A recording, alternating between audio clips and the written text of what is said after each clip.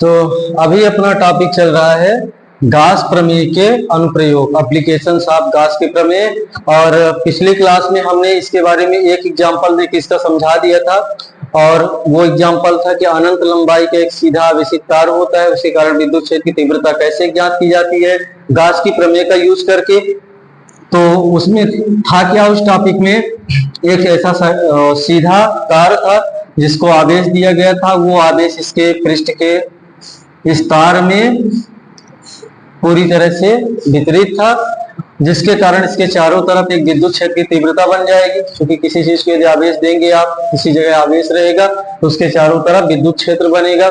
उस जगह पर विद्युत क्षेत्र की तीव्रता ज्ञात किया था हमने गाउस की प्रमेय का उपयोग करके। आज के टॉपिक में हम इसी से एक रिलेटेड है, इसी से संबंधित टॉपिक है, ज्यादा टिपिकल नहीं है, आज उसकी हम बात करते हैं। तो देखिए इसका जो सेकंड अनुप्रयोग है गाउस की प्रमेय का वो क्या है। तो आज हम बात करने वाले हैं एक नए समान आवेशित अनंत समतल चादर के कारण विद्युत क्षेत्र की तीव्रता। जिस तरीके से आप पिछले टॉपिक में एक तार के कारण विद्युत क्षेत्र की तीव्रता निकाले थे गाउस की प्रमेय का यूज करके, उसी तरह से आज हम एक समतल चादर के कारण विद्युत क्षेत्र की तीव्रता निकालेंगे जब उस चादर में आवेश कैसा हो, एक समान रूप से वितरित हुआ हो। तो चले अब क्लास को हम आगे बढ़ाएं, तो देखते हैं इसे हम कैसे सॉल्व करते हैं, इसका व्यंजक कैसे निकाला जाता है। तो हमें करना क्या है, हम निकाल रहे हैं किसके कारण, एक समतल चादर के कारण। तो हम एक समतल चादर ऐसे बना लेते हैं इस तरीके से।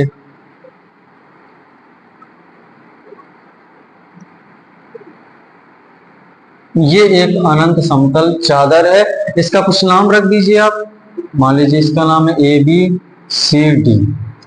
अब क्या बात है कि इसमें आगे का जो अपना पॉइंट कहता है एक समान आवेशित होनी चाहिए। समतल चादर कैसी होनी चाहिए, एक समान आवेशित। तो हम इस चादर को जब आवेश देते हैं तो वो आवेश इस चादर के पूरे पृष्ठ पर एक समान रूप से वितरित हो जाता है, एक समान रूप से फैल जाता है। जैसे आप पिछले वाले टॉपिक में तार को दिए थे आवेश, तो वो आवेश उस तार में पूरी तरह से वितरित हो गया था, उसी तरह से आज हम एक चादर को देते हैं तो चादर में भी वो आवेश पूरी तरह से वितरित हो जाएगा। अब देखिए क्या है कि जब आवेश चारों तरफ इसमें वितरित होगा तो इसके चारों तरफ विद्युत क्षेत्र बन जाएगा। विद्युत क्षेत्र जब बनेगा तो हम किसी भी जगह पर विद्युत क्षेत्र की तीव्रता को कैसे ज्ञात करेंगे, वही बात इस टॉपिक में आज हम बताने वाले हैं। तो मान लीजिए कि इस चादर से कुछ दूरी पर यहां पर एक बिंदु P है, चादर के ही विद्युत क्षेत्र में हम एक बिंदु मान लेते हैं P, और इसी बिंदु P पर हमें ज्ञात करनी है विद्युत क्षेत्र की तीव्रता। अब देखें चादर में क्या होता है कि चादर में होती है दो सरफेस, दो पृष्ठ होती है। कैसे, जैसे मान लीजिए ये चादर होगी तो एक पृष्ठ इसका ये होगा और एक पृष्ठ ये होगा, और आपको एरिया वेक्टर में और गाउस की थ्योरम में ये बताया गया था कि किसी पृष्ठ के कारण विद्युत क्षेत्र की तीव्रता जो होती है वो पृष्ठ के अभिलंबवत बाहर की ओर होती है, पृष्ठ के अभिलंबवत बाहर की ओर। तो मान लीजिए कि यदि ये एक अनंत समतल चादर है या एक ये चादर है, इसको आवेश दिया जाएगा तो इसकी विद्युत क्षेत्र की तीव्रता क्या होगी, इस चादर के लंबवत ऐसे बाहर की ओर होगी और इस वाले सिरे की ऐसे नीचे की ओर होगी। तो देखें इस चादर में आवेश दिया गया, उसका समान वितरित हुआ, आवेश वितरित हो गया है। अब है क्या चीज कि ये आवेश चादर के पिछले हिस्से में भी, चूंकि चादर ऐसी रखी हुई है, इसके पिछले हिस्से में भी इसी तरीके से आवेश का फैला हुआ होगा, तो उसके कारण भी विद्युत क्षेत्र की तीव्रता बनेगी, पीछे वाले हिस्से के कारण विद्युत क्षेत्र की तीव्रता बनेगी। तो इस समतल चादर में हमें दोनों साइड विद्युत क्षेत्र की तीव्रता मिलेगी। एक बात और, जब आवेश किसी पृष्ठ में या किसी तार में या किसी आयतन वाले वस्तु में एक समान रूप से फैला होता है तो उसे हम बोलते हैं क्या, आवेश वितरण। ये नाम उसको हम रखते हैं आवेश वितरण का। हाँ, यदि आवेश एक तार में फैला है, तार अर्थात जिसमें केवल लंबाई बस होती है, हम ऐसा मान सकते हैं कि इसमें केवल तार में केवल लंबाई बस होती है, तो ये एक रेखा के रूप में होता है। तो जब आवेश किसी रेखीय तार में समान रूप से फैला होता है तो उसे हम बोलते हैं रैखिक आवेश वितरण। ये बात पिछले टॉपिक में हुई है। उसी प्रकार से जब आवेश कहाँ फैले, एक पृष्ठ में फैले। पृष्ठ अर्थात जिसमें लंबाई और चौड़ाई होती है। तो जब आवेश का वितरण किसी पृष्ठ में हो, किसी सतह में हो, तो यहाँ फैले, यहाँ आवेश के फैलाव को हम बोलते हैं पृष्ठीय आवेश वितरण। पृष्ठीय आवेश वितरण। अब देखें, जिस तरीके से इस तार के एकांक लंबाई में जितना आवेश होता था उसे क्या बोलते थे, रैखिक आवेश घनत्व अर्थात लैम्डा। उसी प्रकार से इस पृष्ठ में आवेश का फैला हुआ है, तो इसके एकांक क्षेत्रफल में, चूंकि क्या है कि पृष्ठ है, इसमें लंबाई चौड़ाई होगी, लंबाई चौड़ाई वाली चीज में क्या निकलता है, एरिया निकलता है, क्षेत्रफल। तो इसके एकांक क्षेत्रफल में जितना आवेश होगा उसे बोला जाएगा क्या, पृष्ठीय आवेश घनत्व।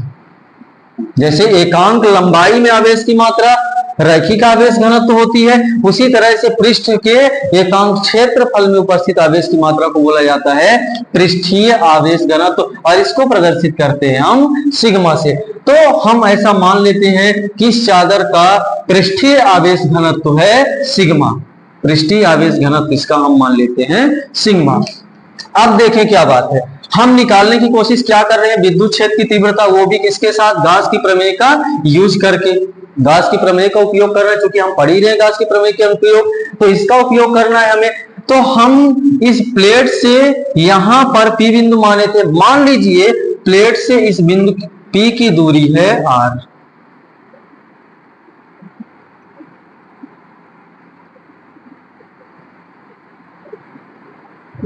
ये दूरी है R। प्लेट से R दूरी पर एक बिंदु P है और उस पर हमें निकालनी है क्या, विद्युत क्षेत्र की तीव्रता। अब हम बात करें तो देखें, इसी प्रकार से इस प्लेट के, अभी मैंने आपको समझाया कि इस प्लेट के पीछे हिस्से के कारण भी विद्युत क्षेत्र की तीव्रता होगी, यानी प्लेट के दोनों साइड विद्युत क्षेत्र होगा। प्लेट के दोनों साइड विद्युत क्षेत्र होगा।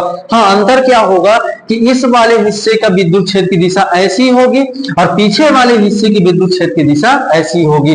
तो हम ऐसा करते हैं कि पीछे वाले सतह के कारण, पीछे वाले सरफेस के कारण भी विद्युत क्षेत्र की तीव्रता यदि निकालनी हो तो उसके लिए हम मान लेते हैं यहां पर एक बिंदु है, कौन सा, P'। हम दोनों साइड मान के निकाल सकते हैं। इसकी भी, इस बिंदु को आप ऐसा मानिएगा कि यदि इस बिंदु की दूरी R है तो इसकी भी दूरी कितनी हो, यहां से R ही हो। यहां पर हम बना लेते हैं क्या, एक बिंदु P', क्योंकि इस चादर के कारण दोनों साइड विद्युत क्षेत्र रहेगा। दोनों साइड कारण हम निकाल सकते हैं। अब हम क्या करते हैं कि गाउस की प्रमेय का उपयोग करते हैं। तो गाउस की प्रमेय का यूज कहां होता है, आपको पता होगा, बंद सरफेस, क्लोज सरफेस, बंद पृष्ठ में ही होता है। और ये अपना कैसा है, ओपन सरफेस है, ओपन पृष्ठ है। तो जिस तरीके से आप पिछले टॉपिक में रैखिक आवेश के कारण निकाले थे, एक तार के कारण निकाले थे, तो वहां आपने क्या किया था, एक बेलन का सहारा ले लिया था, क्योंकि हमको बंद पृष्ठ चाहिए था, तो बंद पृष्ठ के लिए हम एक बेलन का सहारा लिए थे। ठीक उसी प्रकार से यहां भी आप एक बेलन का सहारा ले सकते हैं। तो एक बेलन का सहारा लेकर के आप गाउस की प्रमेय का यूज करें और निकाल लें विद्युत क्षेत्र की तीव्रता। तो देखिए, एक बेलन का हम यहाँ यूज कर लेते हैं। तो देखें, हम एक बेलन का निर्माण करें। अब हम बेलन का निर्माण कुछ ऐसा कर लें कि अपने दोनों बिंदु कवर हो जाएं, उस साइड का भी इस साइड का भी, क्योंकि दोनों साइड इलेक्ट्रिक फील्ड है। तो हम एक बेलन ऐसा बना लेते हैं कि वो बेलन P से लेकर P' तक को कवर करे। ये लंबाई आपकी R थी, और मैंने ये भी कहा था कि P' को आपको कितनी दूरी पर, यह चादर से आपको R दूरी पर लेना है। तो आप बेलन बनाए ऐसा P से P' तक, तो उसकी लंबाई कितनी बनेगी, R प्लस R, यानी 2R लंबाई। तो हम एक बेलन का निर्माण कर लेते हैं, कैसा, 2R लंबाई का। ये लीजिए, एक बेलन बना गया है, ये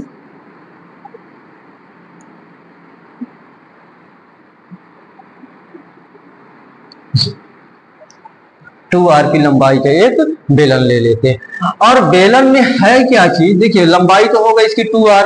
अब हम एक चीज और मान लेते हैं कि इस बेलन में ये जो वृत्तीय सिरे होते हैं, एक सिरा ये और एक सिरा ये, इनका क्षेत्रफल हम मान लेते हैं A है, इनकी एरिया A मान के चलते हैं। क्योंकि हम ये एरिया इसलिए मान रहे हैं, आपको निकालना क्या है, इनका फ्लक्स, और फ्लक्स निकालने के लिए आपको किसकी जरूरत पड़ती है, E ds, ds अर्थात क्षेत्रफल की।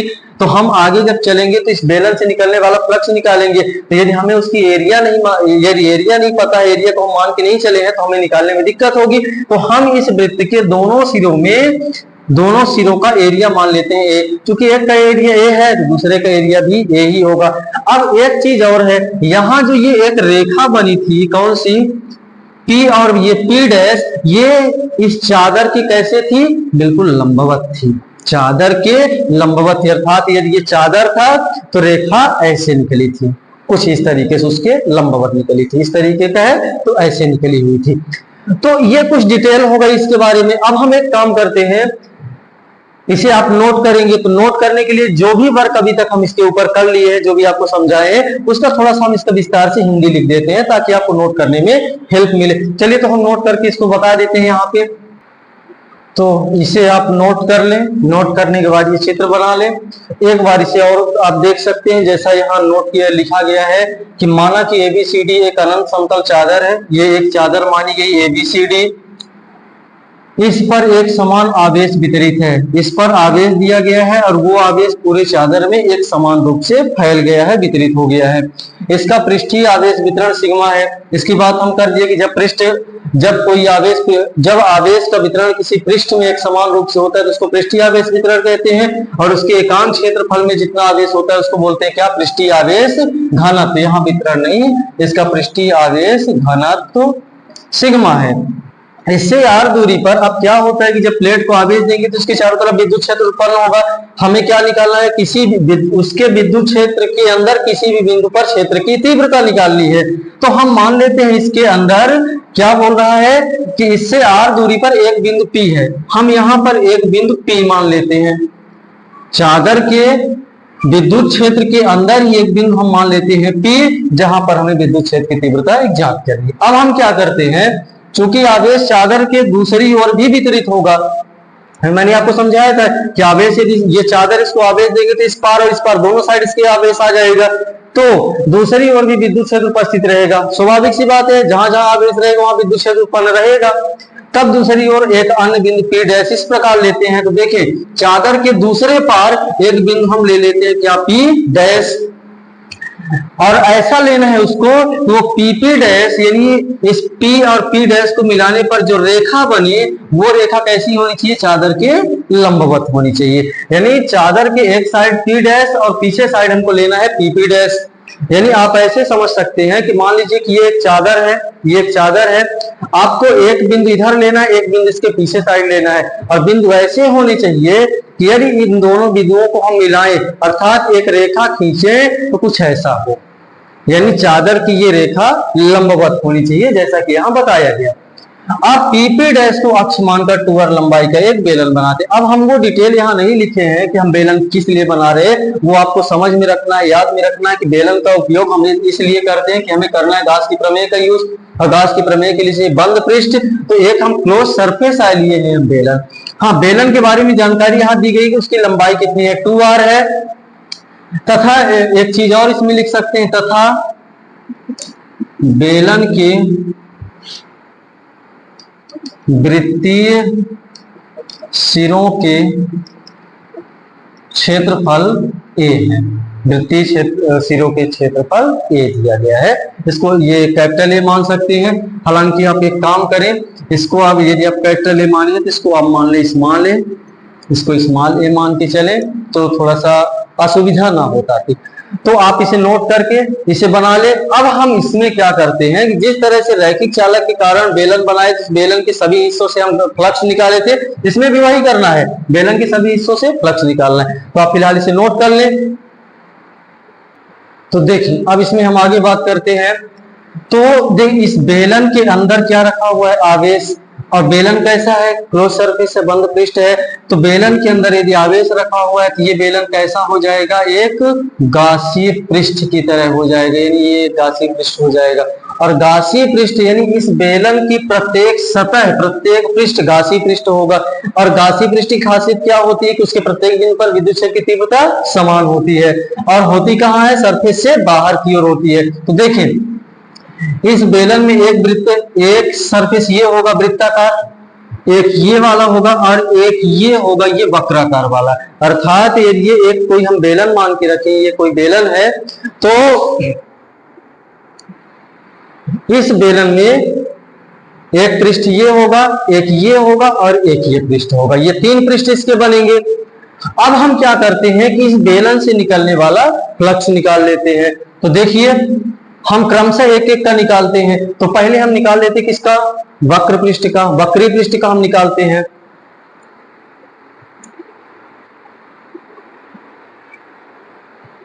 तब बेलन के वक्र पृष्ठ से गुजरने वाला फ्लक्स, बेलन के वक्र पृष्ठ से गुजरने वाला फ्लक्स, इससे कितना फ्लक्स निकलेगा, फ्लक्स हो जाएगा इसका कितना, मान लीजिए इलेक्ट्रिक फील्ड E है, इसकी एरिया ds है और कास यहाँ कितने का, कास के आगे एंगल कितने का बनेगा। देखिए यहाँ विद्युत क्षेत्र कैसा होगा, इस तरीके से, कि चादर है तो उसके बाहर की ओर होगा। अब बेलन की सतह का क्या होगा, यानी पृष्ठ की दिशा इस तरीके से, अर्थात पृष्ठ और विद्युत क्षेत्र के बीच कितने का एंगल बना, 90 डिग्री का। तो यहां से निकलने वाला फ्लक्स कितना होगा, 0, क्योंकि 90 डिग्री की वैल्यू हो जाएगी 0, कहे तो इसको हम लिख सकते हैं E इंटू ds cos, वो cos 90 का मान होता है 0, ये हो जाएगा 0, अर्थात इससे कोई फ्लक्स निकलने वाला नहीं है। अब हम दोनों सिरों से निकलने वाला फ्लक्स निकाल लेते हैं। तो देखिए इस सिरे में क्या होगा, चादर की इस पार की बात हो रही तो विद्युत क्षेत्र की दिशा ऐसी होगी, और ये वृत्तीय सिरा जो होगा इसके सरफेस की दिशा भी उसी साइड होगी, यानी यहां पर ds और E की दिशा सेम है, इनके बीच बनने वाला एंगल 0 डिग्री का है। तो यहां पर हम कर लेते हैं बेलन के वृत्तीय पृष्ठ से गुजरने वाला फ्लक्स, बेलन के वृत्तीय पृष्ठ से गुजरने वाला फ्लक्स, देखिए क्या हो जाएगा, यहां पर फ्लक्स कितना होगा, E, सूत्र आपका क्या होता है, E ds cos theta, E हो गया इलेक्ट्रिक फील्ड, ds यानी क्षेत्रफल, इसका क्षेत्रफल आप कितना माने हैं A, ये हो जाएगा A, और cos थीटा यानी cos कितना निकलेगा, थीटा की वैल्यू कितनी होगी, देखिए मैंने अभी बता दिया, इस पृष्ठ की दिशा भी यही होगी और इलेक्ट्रिक फील्ड की दिशा भी होगी, तो कुल मिला के इनके बीच बनने वाला एंगल कितने का होगा, 0 डिग्री का। फिर हम 0 डिग्री लिख लेते हैं, तो ये क्या हो जाएगा, E इंटू A, ये इसका निकल आया इस वृत्तीय सिरे का।